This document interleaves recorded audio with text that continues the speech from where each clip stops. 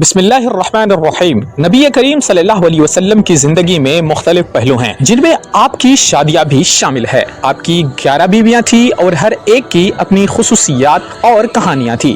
ان بیویوں کا ذکر آپ کی سیرت کے مختلف پہلوؤں کو اجاگر کرتا ہے جو کہ اسلامی تاریخ میں اہمیت رکھتے ہیں۔ خدیجہ بنت خویلد نبی کریم صلی اللہ علیہ وسلم کی پہلی بیوی خدیجہ بنت خویلد تھی جو کہ ایک معروف تاجرہ تھی۔ ان کی عمر اس وقت تقریباً 40 سال تھی جبکہ نبی کریم صلی اللہ علیہ وسلم کی عمر صرف 25 سال تھی۔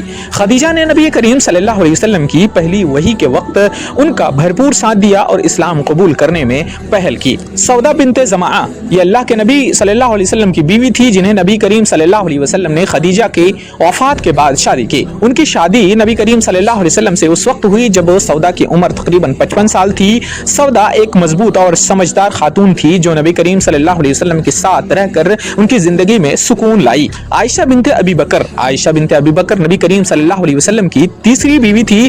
ان کی عمر شادی کے وقت تقریباً 6 سال تھی مگر نبی کریم صلی اللہ علیہ وسلم کے ساتھ ان کا نکاح 9 سال کی عمر میں مکمل ہوا۔ عائشہ علم و ادب کی حامل تھی اور بہت سی احادیث کی راوی بھی ہے۔ انہوں نے اسلامی تاریخ میں ایک اہم کردار ادا کیا۔ حفصہ بنت عمر حضرت عمر بن خطاب کی بیٹی تھی۔ نبی کریم صلی اللہ علیہ وسلم نے ان سے شادی کی جب وہ بیوہ تھی۔ حفصہ بھی علم و ادب میں مشہور تھی اور ان کی زندگی میں کئی اہم واقعات پیش آئے۔ زینب بنت خزیمہ کو ام المساکین کہا جاتا تھا کیونکہ وہ ہمیشہ غربا اور مساکینوں کی مدد کرتی تھی۔ ان کی زندگی کا یہ پہلو نبی کریم صلی اللہ علیہ وسلم کے ساتھ ان کی شادی کے بعد بھی نمایاں رہا۔ ہند بنت امیہ ایک سمجھدار اور تجربہ کار خاتون تھی۔ ان کی شادی نبی کریم صلی اللہ علیہ وسلم سے اس وقت ہوئی جب وہ بھی بیوہ تھی۔ ام سلمہ نے کئی مواقع پر نبی کریم صلی اللہ علیہ وسلم کی رہنمائی کی اور اہم مشورے دیے۔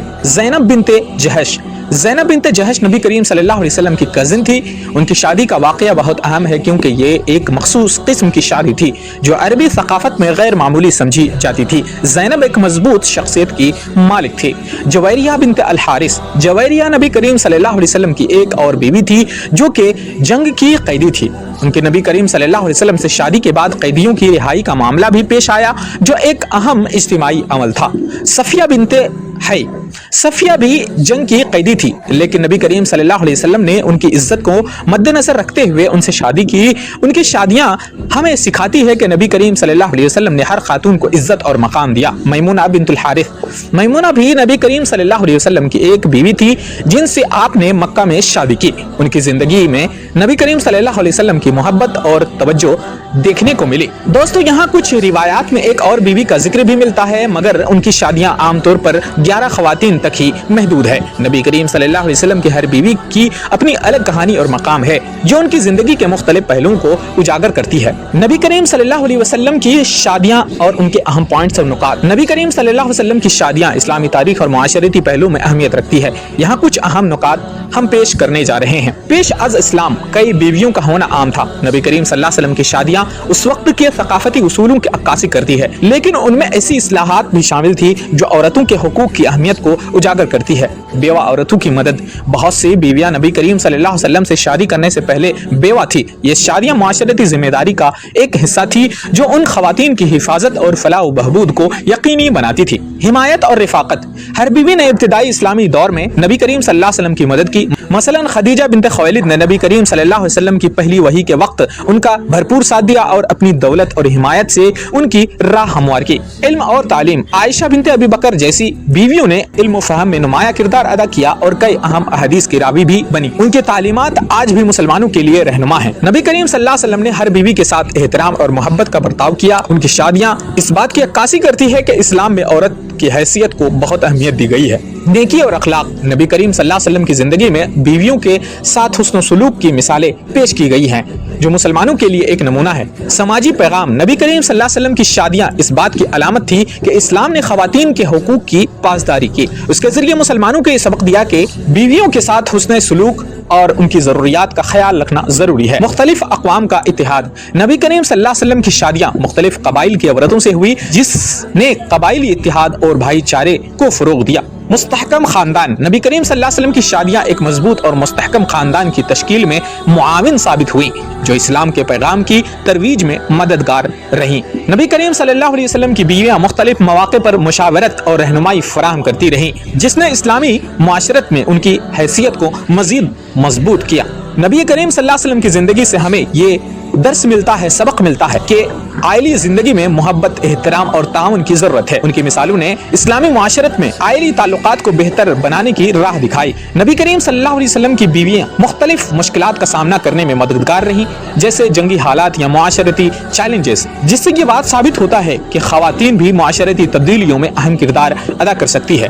نتیجہ یہ ہے کہ نبی کریم صلی اللہ علیہ وسلم کی شادیاں صرف ذاتی تعلقات تک محدود نہیں تھی، بلکہ ان میں معاشرتی، اخلاقی، ثقافتی اصلاحات کا ایک وسیع پہلو شامل تھا۔ ان کی زندگیوں کے مختلف پہلو ہمیں یہ سکھاتے ہیں کہ اسلام میں عورت کی حیثیت اور مقام کو بہت اہمیت دی گئی ہے، اور ان کی تعلیمات آج بھی ہمیں رہنمائی فراہم کرتی ہے۔ قبائلی تعلقات کا استحکام، نبی کریم صلی اللہ علیہ وسلم کی شادیاں مختلف قبائل کی عورتوں سے ہوئی، جس نے معاشرتی سطح پر تعلقات کو مضبوط کیا۔